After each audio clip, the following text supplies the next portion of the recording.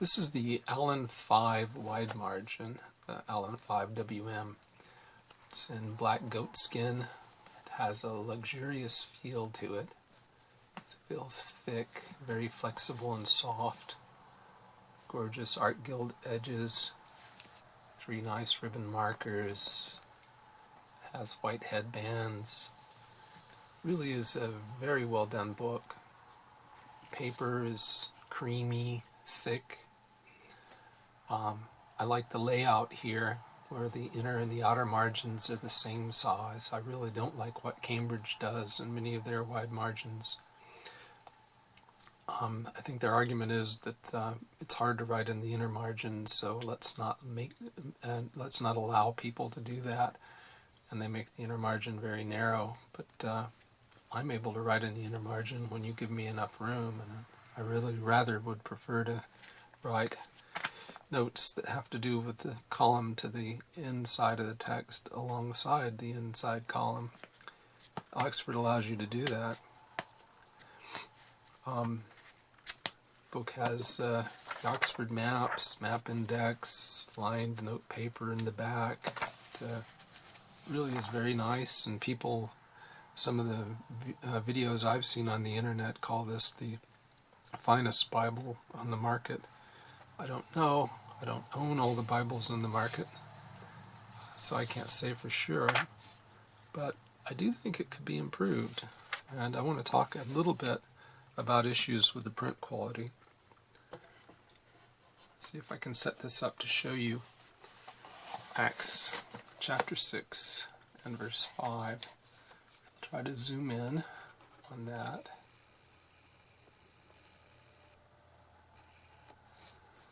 Get this set up so you can see this.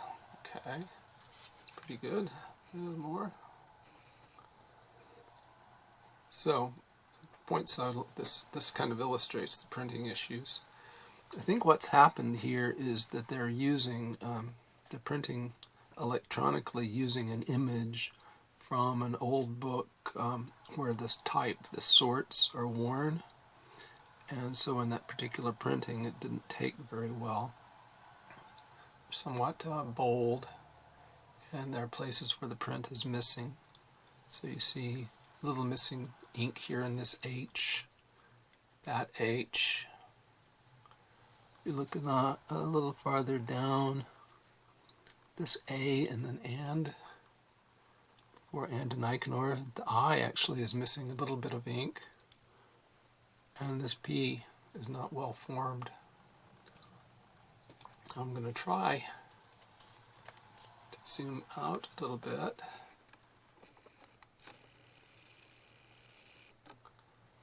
So that you can see this side by side with another printing. This is what the typeface looked like when Oxford was printing the Brevier Clarendon in 1904. So I have here a 1904 printing of the 5th verse.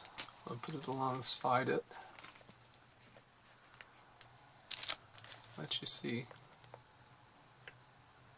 So you can see that all those issues were not present in this 1904 Oxford version.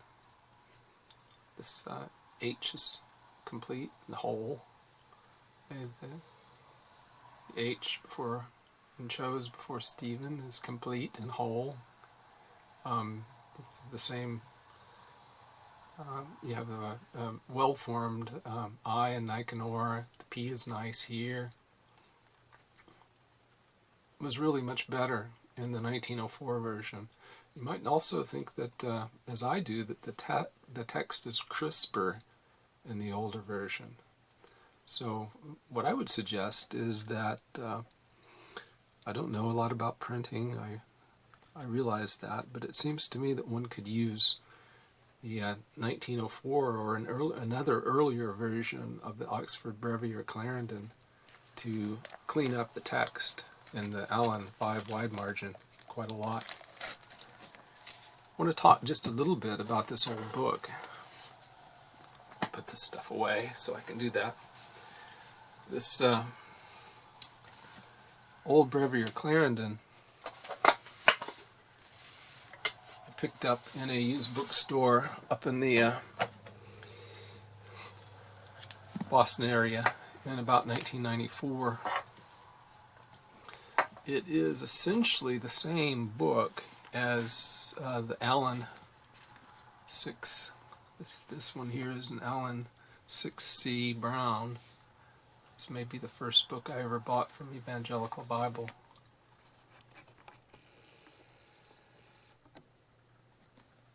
So it's essentially the same book. It has the same contents. Maps are a bit different. Only the older one, as you can see, is about 60% wider than the new. It's quite old and beat up. Every time I use it, things fall out of it, tiny pieces of paper.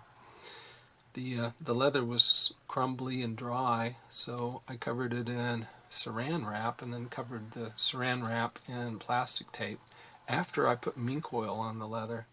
And that's been 27.5 years ago now. So here it is, the title page, Sunday School Teacher's Edition of the Holy Bible.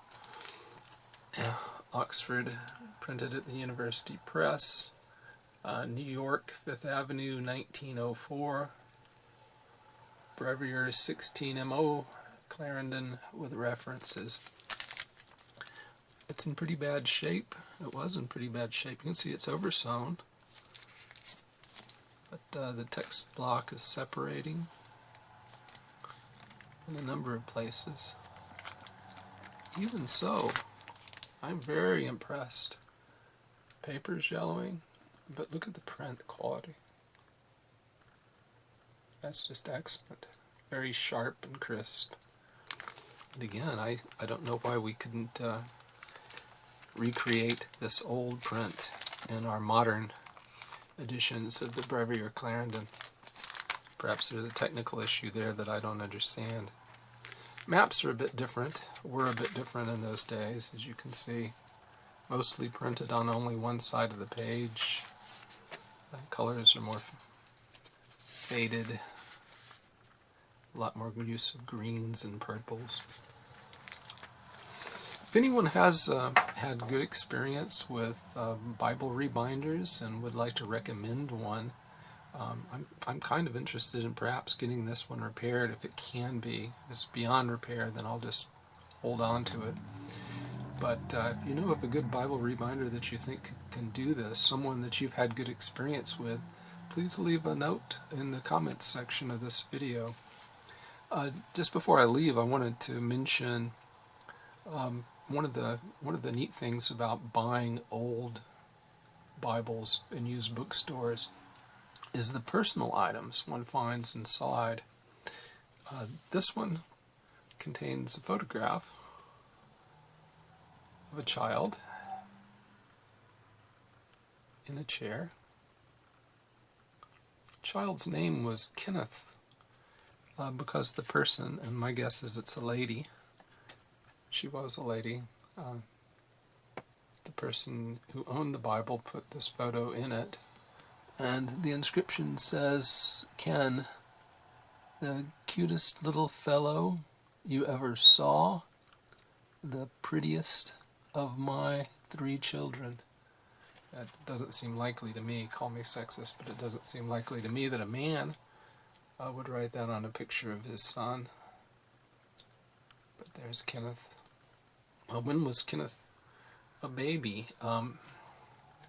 Book was printed in 1904, so that's probably our earliest possibility. There was a newspaper article in as well. The person was keeping the other side, but on this side you have a little article about baseball, and the author is talking here about being walked 101 times in the season of 1909. So probably Kenneth was a baby somewhere around 1920. Kenneth may have been, who knows, he may have been in World War II.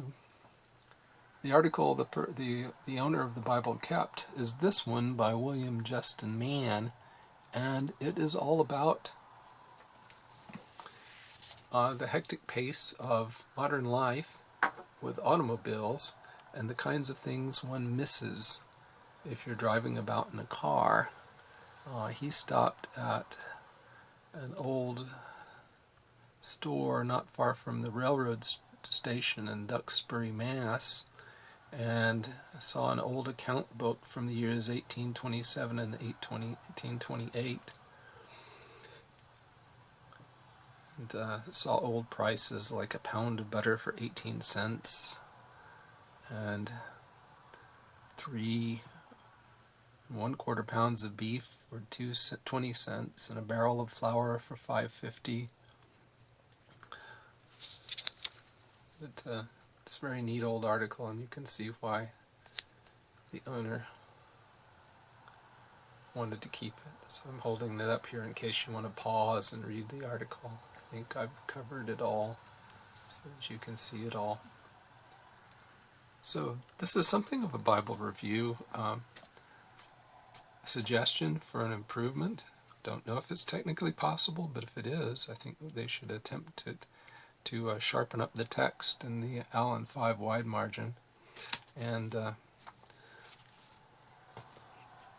bit of a review of this old Oxford Brevier Clarendon, published in 1904 when Theodore Roosevelt was president, just a year after the Wright brothers made the first flight at Kitty Hawk.